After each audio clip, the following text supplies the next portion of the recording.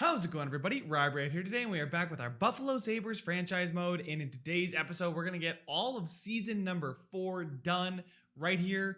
And if you guys remember in the last one, we had a great offseason, adding a bunch of great additions, a bunch of new players, and just the team grew the way we wanted to. And guys, I think I said at the end of the last video, our window is now. This is the window that we need to capitalize on. But before we go ahead and jump into this video, why don't you guys jump into that Discord in the description or follow me over on Twitch. I do stream Tuesdays, Thursdays, and Saturdays. Tuesday, Thursday at 8 p.m., Saturday in the afternoon. So stay tuned to the Discord channel so you guys get notified when I do go live or plan on going live, and you guys can have a say in what I am going to do. And I love interacting with you guys in the Discord too. So let's go ahead and check out the lines before we go ahead and get this season sim underway. I'm probably going to do my usual check-in partway through the season. Like I like to do end of November, January 1st, and then the trade deadline, and then we usually sim out after that. So we have Victor Olofsson, Jack Eichel, and Sam Reinhart here getting the +5. Then we've got the Skinner, Middlestat, Kreider line, which looks very, very nice. Krebs, Thomas, Cousins.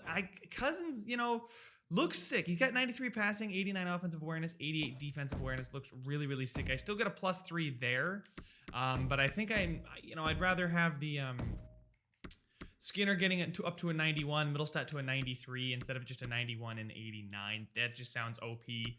Peyton Krebs, Cousins, and Thomas is a really good playmaker, power forward, two-way forward here. And then Asplund, Iafallo, and Tage Thompson. So Tage Thompson could even, step in where we need him to. Maybe in the playoffs, I don't know. But he's at least, a relatively cheap guy there for the fourth line who I think can do a job.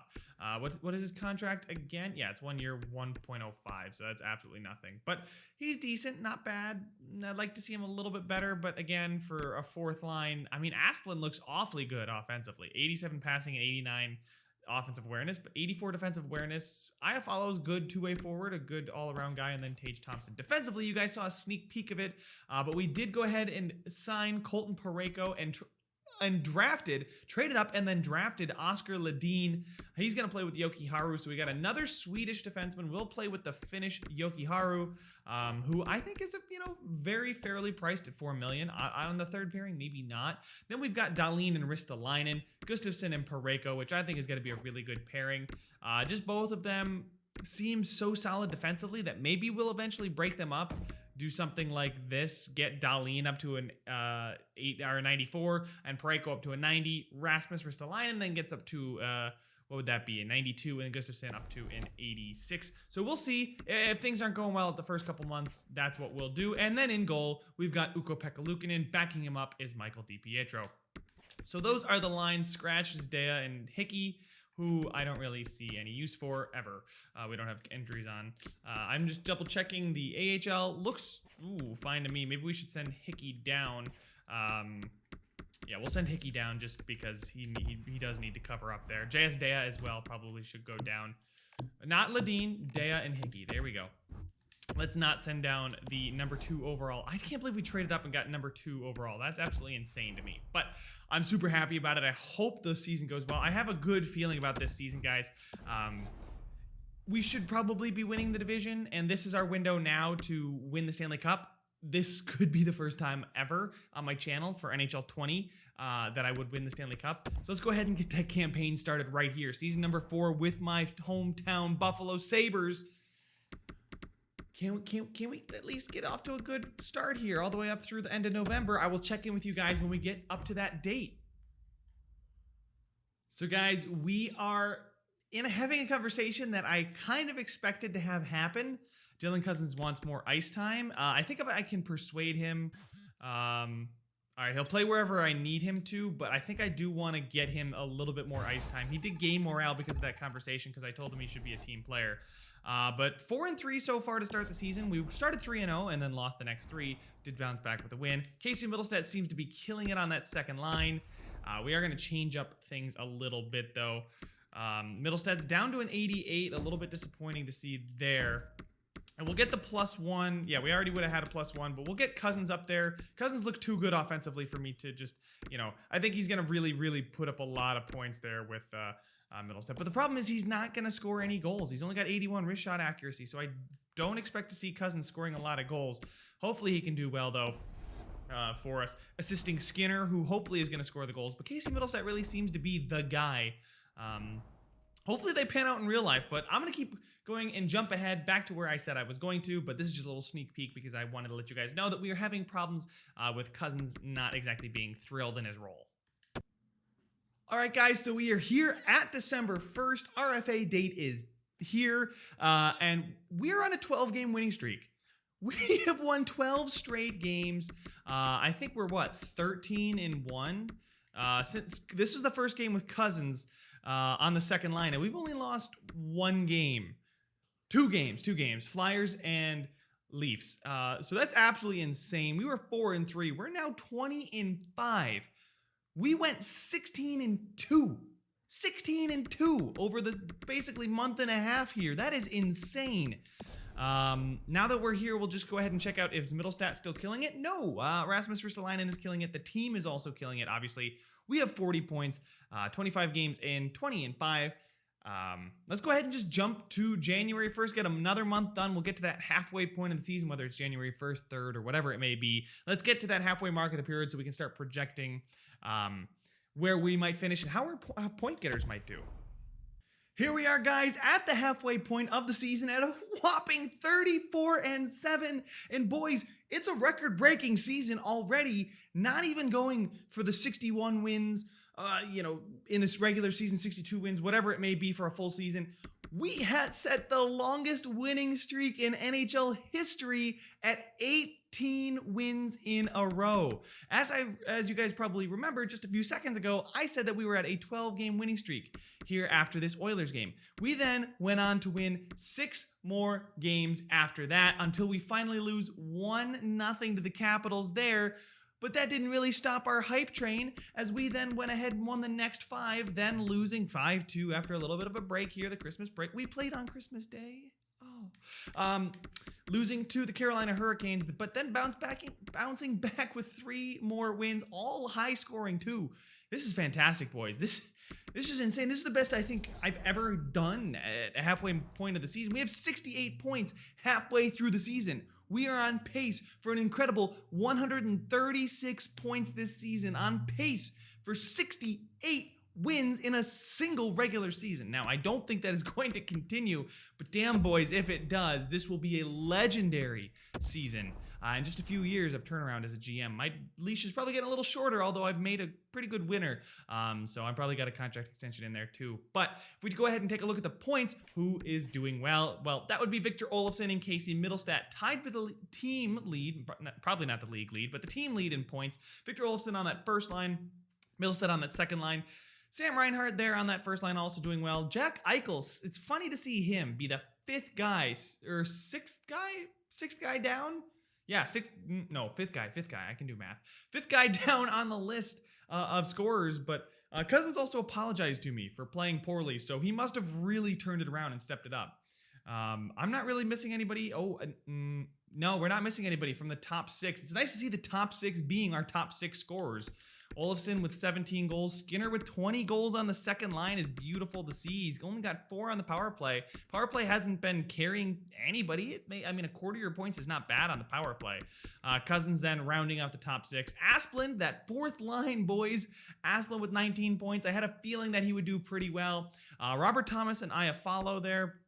Or I'm sorry, it's Asplund, Iafallo, and then Tage Thompson. Tage Thompson's doing fine. Peyton Krebs, meh. He's got 11 points in 41 games, on pace for 22, I should say. 12 goals, that's okay for the third line. I'd like somebody at the age of 21. He doesn't have to be insane. I guess he just has to show some promise, and he's doing fine. I'd like to see him maybe pick it up. But it's nice to see our fourth line do so freaking well. Now, let's go ahead and check out our defensemen and more specifically see how Oscar Ledeen is doing.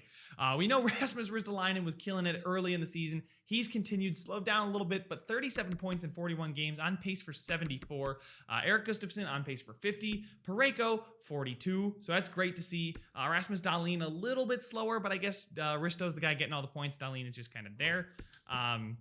Yoki Haru, 12 points. And then Oscar Ledeen, okay, 7 points. He's got 4 goals. I'd take 14 points out of him. And if he gets 6 to 8 goals, maybe I'd be satisfied. I'd like to see a lot more assists, but considering he's not got the greatest passing or offensive awareness yet. He's also playing on the third defensive pairing. I'm not too upset with that. He's playing with Yoki Haru, and these guys probably aren't getting as much ice time as the rest, obviously, but I mean, like, it should be a significant margin. Yeah, they're both getting 15, while the others are up around 20, 18 at the least here for Erik Gustafsson. So that's probably a big tell as to why they're not getting as many points. But hey, the team is killing it, and they're doing fine in their roles, and that's how I want to see it. Goaltending-wise, Ukko-Pekka Luukkonen is also putting up insane numbers. 928, 198 so far this season. DiPietro's 8-1 with a .900 save percentage and a .294 goal against average, so he's not doing us too many favors, but the team seems to win when he's in net. Same thing with Ukko-Pekka Luukkonen at 26-6, only one shutout, but an insane 928 and 198. That is ridiculous, my guys. All right, so let's go ahead and jump up to the trade deadline. I am not going to touch a single darn thing unless we absolutely implode and we're like 34 and 28 or something like that if we win no games between now and then. But another month and a half, I will check in with you guys when we get to the trade deadline. Ladies and gentlemen, we have reached the trade deadline, 14 wins away from tying the all-time record for most wins in a season, and I think we're only 34 points away. So I mean, we only have 2 overtime losses, so most of our points are just coming straight off of wins. We're already having 48, 1 win away. Come on, okay, I gotta advance one more day to the actual trade deadline and see if we can hit 100 points by the trade deadline. Can we do it? And yeah, we do. We hit 100 points at the deadline. This is insane, guys. The next highest team is 81 with the Canucks. Congratulations, Vancouver. Expansion Bros leading the league together. One of us is doing slightly better than the others, though. But I'm sure you Vancouver fans would take that. 100 points, though, in 63 games. Victor Olofsson with 68 and 63. I won't bore you guys by checking in on anything anymore. We want to go set the record, guys. We are going to set the record. I believe it. I have a good feeling about it. We could implode. We could do the EA thing where they're just like, you aren't allowed to do that. No team has ever been this good in the past, so we're cap every simulation at a certain amount of wins. But I'm gonna give it a try, boys. This could be the best season I've ever had in any franchise mode. So let's get it down to the last. Let's get it down to the last 4 games. They're all divisional games. It's not that big of a deal. 4-3. It's not gonna make that much of a difference. We get 2 points there. We lose to the Panthers, though. Holy shit! We just beat Boston 12-2, a 10 goal. I'm like, they just fired their head coach 1 week after we bombarded them 12-2. And then we follow that up with dropping a ton of games, 2 losses, 1-2-1 after that Boston game. Okay, I guess Hitman doesn't want to install, but I don't care about Hitman right now. What I care about is the fact that we have 55 wins. Okay, come on. 55, 56, there we go. Oh, come on, we got to get to 57. There we go, 57. 5 games to go. Are we going to tie the record? Canadians just fired their coach. Overtime win. We have 4 games left. 4 games for the record tie in a single season. Can we do it? Can we do it? All that's going to change. Oh my God, Boston's such a bad team too. Come on. Don't lose this one, please. Let's go. All right, 59. 121 points. So I think it's safe to say that the Montreal Canadiens record of 132 is safe. It is because we can only get 6 more points. And I believe, I can't exactly remember how many we have. I think it's like 121. 121. All right, Toronto, please don't be please don't just be the team that ruins this for us. The last thing I would want is the Leafs to be the team that ruined it. Of course, the Leafs are the ones that are going to ruin it. Those damn Leafs. Everybody hates them. But you know what? You just can't get rid of them. Oh, and a 6-4 loss there to Detroit, so it wouldn't have mattered anyway. But we do hit the big 6-0 on the season. 123 points. Jack Eichel comes back, storms back. After halfway through the season, he was probably, on average? It was going to get 78 points. So he picked up his pace by 12 points in 41 games. That's 6 points. I think, or something like that. I don't know. I'm doing stupid math in my head. But 90 points in 82 games. Jack Eichel killing it. But more importantly, the team absolutely destroyed this season. I don't think anybody came close to us. Sam Reinhart and Victor Olofsson, those guys were also point per game. So was Casey Middlestat. Seems like him playing with Cousins and Skinner was a really, really good combo, as Skinner got 42 goals, Cousin with 56 assists. That's what I figured. He's got that 94. He's now 94 passing, 89 offensive awareness, so he's going to get a lot of assists. The only thing is his wrist shot and slap shot accuracy are down there at 81. If those were higher, he'd probably have Middlestat type numbers. He probably would have had 12 more goals. But, it's okay. He had 70 points. I'm totally satisfied with that. That's going to help him grow. He's an 86. I wonder if anybody did grow. We'll check out the lines in a minute. But Robert Thomas on the third line with 46. Asplund with 32. Kreider on that third line with 24. So Asplund, I thought Asplund would have a good season with 89 offensive awareness and 87 passing. He's just going to get a lot of points. Now, you got to pair him with some more defensive players, but thankfully for us, Iafallo and Tage Thompson kind of fit those roles.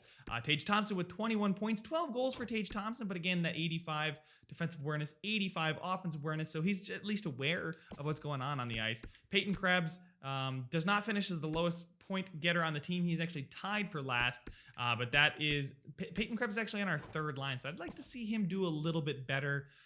Robert Thomas did really well. Kreider did fine. I mean, he started the season on the second line. That's not a good season there for Kreider. 31 years old, on the last year of his deal. Maybe it's time to let him go. I mean, he does work for chemistry, but if that doesn't, that's he's literally not there for the chemistry anymore. He's just on the third line to be a third liner. So we could spend that money elsewhere. Most likely re-signing our own guys. Defensively, Rasmus Ristolainen finishes with 57, so he really cooled off. He was on pace for, I think, 74, and finishes 17 points short of that mark. Rasmus Dahlin with 51. I'm very happy with that.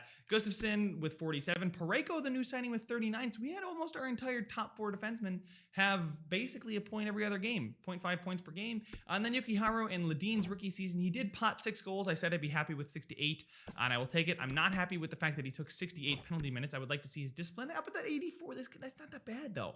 Hopefully he will grow. This is a good season for the team. He probably enjoyed it playing on the team, so he's happy. Morale is on. I know I showed you guys, but I just wanted to confirm it is on, so maybe that'll help him. Ukko-Pekka Luukkonen did seriously cool off, but still a very good season for him. 45 wins, 915 save percentage, 234 goal against average. That's a really good season for him. DiPietro continued doing what he did with a 900 save percentage, but brought down his goal against average by 0.17. Wow, that's a lot of something's by 7. So rookie skaters, we had Peyton Krebs and Ledin. I don't think either of them are going to win the Calder, but let's go ahead and check out the entire league and see just how we stacked up as far as individual skater statistics.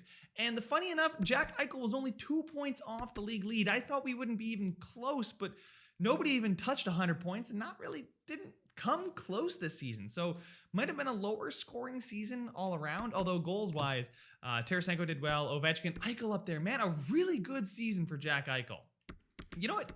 I would maybe consider him for the Hart, considering he's our captain. We just had a 60-win season, and he was only 3rd in points and 3rd in goals. Like, he was that good this season. Like, I know Tarasenko was good. I guess we'll have to check out how the Blues did. They probably did pretty good as well. But I don't like that. I don't like seeing a guy from our own division up the top. But it doesn't matter. It's just points. Who was dishing apples left and right, dropping dimes? Ooh, it was Drew Doughty. Okay, Artemi Panarin, and Sam Reinhart was up there at 3rd, so that's really, really good to see. Best plus minus would be Rasmus Ristolainen. Most penalty minutes was Kyle Clifford. Good for him. Who decided to shoot a lot this season? Tyler Seguin, Matthews, Hall, and then Tarasenko. Okay, Ovi was up there too. Would make sense. Who got bolstered by the power play the most? Sidney Crosby. Nice to see that none of is it nice to see? I guess it's nice to see that we do well 5-on-5, because in the playoffs you're going to play a lot more 5-on-5 than you will on the power play. But it would be nice to have a power play that wants to convert every once in a while. Who played the most minutes per night? Klingberg on the Islanders at 27-33, tied with Cale Makar. Let's go head to defensemen, speaking of Klingberg and Makar. And yeah, Drew Doughty's 84 points is easily going to take Norris, excuse me. Carlson with 75. Nobody else touched 70. Cal Makar up there. Thomas Chabot, 64 points, but a -13. John Carlson. Klingberg was a -21, so I guess the Islanders were not a good team this season. So let's go ahead, find out the goaltender statistics for goaltenders that played over half of their team's games. Obviously, Ukko-Pekka Luukkonen does get the most wins this season. Jordan Binnington not too far behind, so yeah, St. Louis probably is right up there. Oh, wow. Look at that. Save percentage-wise, Ukko-Pekka Luukkonen is right up there. It's Braden Holtby, though, leads the league. Frederik Andersen is probably going to win the Vezina, but hey, you never know. They could just give it to us based on the fact that he won 4 more games. He had 6 fewer shutouts. Honestly, who's the better goaltender? Probably Frederik Andersen based on the stat line, but I'm going to pull for Ukko-Pekka Luukkonen. Thatcher Demko up there. Shout out to you, my guy. Rookie Skaters Calder winner. Who is it going to be? It is going to be Timo Toivonen. I think he went third. Okay, he went third. Wait, this wasn't that. That wasn't this past season. That was the season before. Jake motherfucking Bean up there at second. Tim Stutzel in third. Luot Sarainen, Robertson, Ruzicka. I'm not going to go through all of these because it doesn't really matter that much. Let's go ahead and check out the team stats and see just how close the rest of the NHL was to matching us. In the Atlantic Division, we outpaced the Leafs by 22 points. That's a full 11 wins they would have had to pick up. Row of 53, so we did win 7 games in a shootout this season. Wow, it's a pretty good Atlantic this season. 94, 95 were all the wild card. Let's go ahead and check out the entire league, though. Vancouver was 22 points behind us, so Expansion Bros, self-high five for that, for beating the entire league, West and East. But we did really outpace them by 12 points, so that's another 6 wins. I think we had the most regulation and overtime wins. Yep, St. Louis had a good season, though. I will give them that. They had 102 points, but my pick for the heart is still Jack Eichel. Tarasenko can win the Art Ross, but I would still say that Jack Eichel is the Hart trophy winner because we just had such a good season. He's the captain. It just kind of makes sense. 20% on the power play is not bad. 82% on the penalty kill is not bad either. Right in line. Wow, the Blue Jackets had that bad of a power play and came in 3rd in the league. Yikes, I do not want to see them in the playoffs. Goals for per game. We led the league with nearly 4 per game in goals against per game. As a team, we had the fewest. Most goals for, fewest goals against. That bodes really well. Hopefully we can keep it up in the playoffs and the simulation in the playoffs doesn't get too random. But again, power play goals, who is the best team on the power play? That would be the Minnesota Wild and Chicago Blackhawks, even though either of them were really good this season. Shorthanded goals against, oh wow, Montreal. Montreal was bad, 20, 56, and 6. Hey, we were not great. We allowed a lot of shorthanded goals against, but I guess you got to give up a goal sometime, right? Best home team, okay, cool, it was us. Best away team, cool, it was us. And a decent 6-4 as we head into the playoffs. So, as I've started to do, let's go ahead and finish the season so we can go ahead and see that playoff tree and preview some of the matchups that we have on tap. We will be facing the Philadelphia Flyers. I think we just recently beat them too, right? Or did we just recently lose to them? They stick in my mind for some reason. That was probably, okay, that was a while ago. So we didn't play them recently. I think we might have lost to them as one of our 2 losses early in the season or something like that. But let's go ahead and check out those playoff tree and see those playoff matchups. So we'll stick in the Eastern Conference first. It is us versus Philly and Toronto versus Detroit.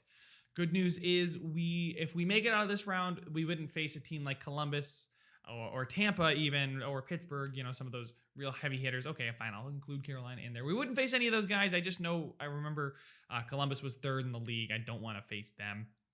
Hopefully, if we make it to the Eastern Conference Finals, they get knocked out sometime before then.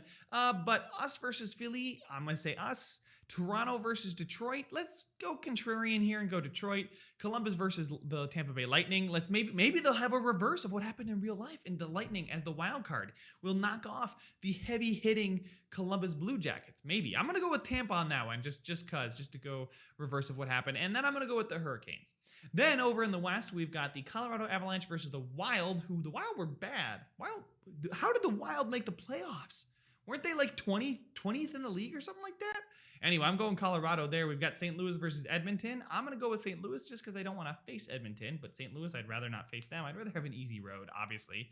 The Kings and the Coyotes. Let's go with Coyotes. Why not? And then Canucks versus Flames. I'm going to go with the Canucks there.